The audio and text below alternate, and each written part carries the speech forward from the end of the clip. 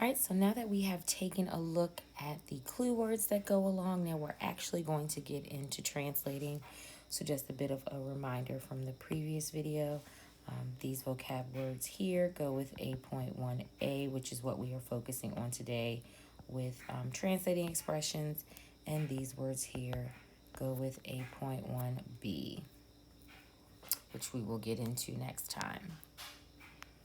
All right, so again, our essential questions. So we have our first three questions that correspond with SOL A.1a. And then the remaining we will discuss with A.1b, evaluating expressions. Again, so our learning targets, I can translate between verbal and quantitative situations and algebraic expressions and equations. I can translate algebraic expressions and equations into verbal quantitative situations, and I can represent practical situations with algebraic expressions in a variety of representations. All right, so some strategies for translating, whether you're going from verbal to algebraic or algebraic to verbal, these will help you. So the first one is to read and translate left to right, unless you have turnaround words.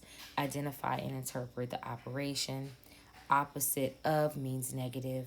For multiplication, we write the terms next to each other without a symbol. So for example, if it's 2 times the number, you just write 2x. That automatically a number and a variable lets me know that is multiplication. Commas may indicate a new grouping symbol or the end of a grouping symbol, and a number equals x or another number equals y. So when it says another number, you have to pick a different variable. All right, so let's take a look at some examples. All right, so we're going to be going from verbal to algebraic and from algebraic to verbal. All right, so we have the sum of 4 and the product of x and y. So we know that we have sum, which is sum, which is addition. Then we have 4 and the product of x and y. So I know overall my operation is going to be plus. What am I adding together? 4 and the product of x and y. For number 2, the product of 4 and the sum of x and y. So again, my overall is multiplication. What am I multiplying together? 4 and the sum of x and y. All right. Number 3, so I'm going to put a star by number 3 because we have that less than, so that turnaround word. So we have 4 is less than the square root of a number. So pay attention that we're talking about the square root and not squaring a number. So we have 4 less than the square root of a number. That means that 4 is going to be negative. So I'm going to have the square root of a number minus 4. All right.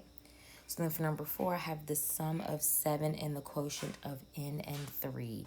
The sum of 7 and the quotient of n and 3. All right, so again, we have addition. What are we adding together? 7 and the quotient of n and 3. So that is n divided by 3. All right, so we're going to skip number 5 for right now and keep working with our verbal to algebraic.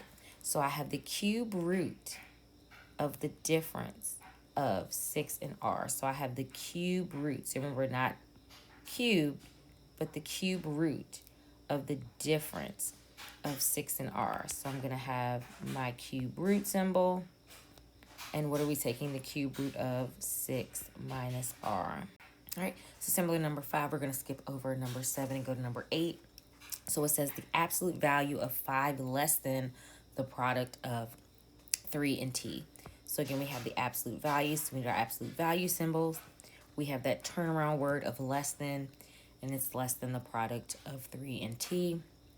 So I'm going to have my absolute value symbols. And in parentheses, I'm going to have 3t minus 5 because, again, that turnaround word 5 is less than. All right.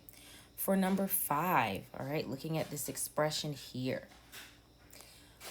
When you're going from algebraic to verbal, it actually helps for you to actually say the expression out loud. So here I have x squared plus 5x.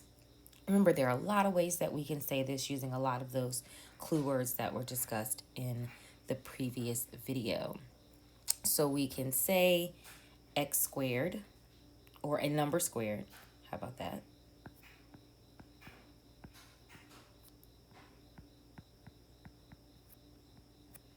And for addition, we can say increase by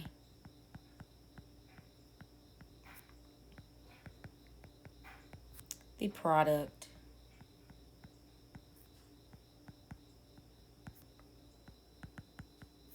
of 5 and that same number, or the same number. How about we say the same number?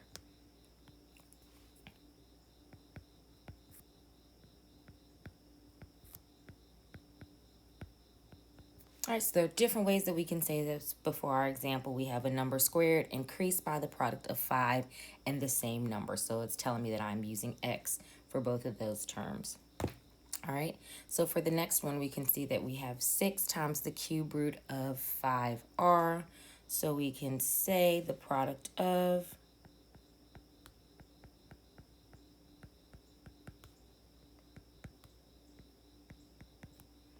6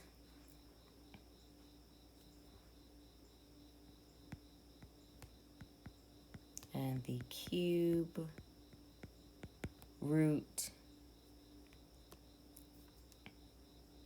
of 5 and a number. All right, again, there are different ways that we can say this using those different keywords, but as long as you can read it and go back and forth between the algebraic and verbal, that's completely fine.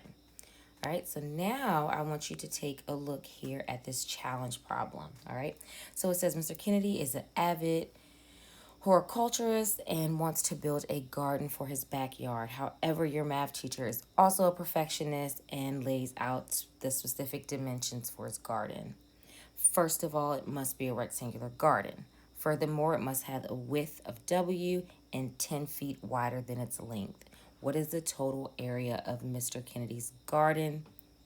The total area of Mr. Kennedy's garden must be 100 square feet exactly.